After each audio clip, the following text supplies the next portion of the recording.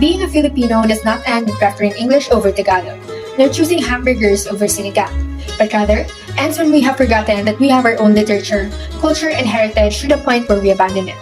From the rich cultural heritage of our ancestors, it is known that the Philippines has a very rich but fragmented literary tradition. Good morning, everyone. This is Group 3, and we will be presenting the different Philippine literary periods. The Philippines already has its own rich literary tradition before the Spaniards came, both in written and spoken, which is still carried out to the present. The pre-colonial tradition is crucial in reproducing the structure of native society. Our ancient literature shows our customs and traditions in everyday life as traced in our folk stories, old plays, and short stories. The pre-Christian era of the Philippines was filled with indigenous people engaged in healthy trade with the various cultures and economies of the region, as well as foreign merchants. Filipino folktales, myths, epics, poems, and songs exist in most ethnic minority groups and are passed on orally from generation to generation. In addition, oral traditions of the tribe are either told, played, sung, or chanted around the campfire as a community.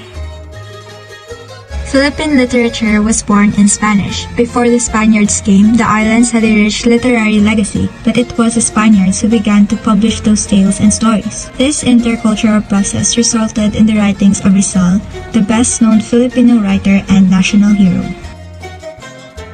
The Philippine Revolution was the fight for independence from Spain after 300 years of colonial rule.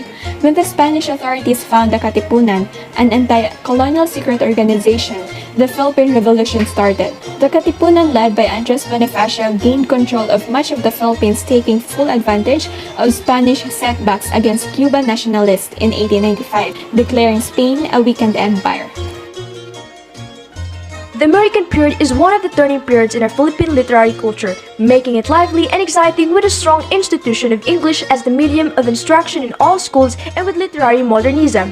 Filipino authors have explored a wide range of literary genres, including news reporting, poetry, stories, plays, essays, and novels. Their compositions express their patriotism and desire for freedom.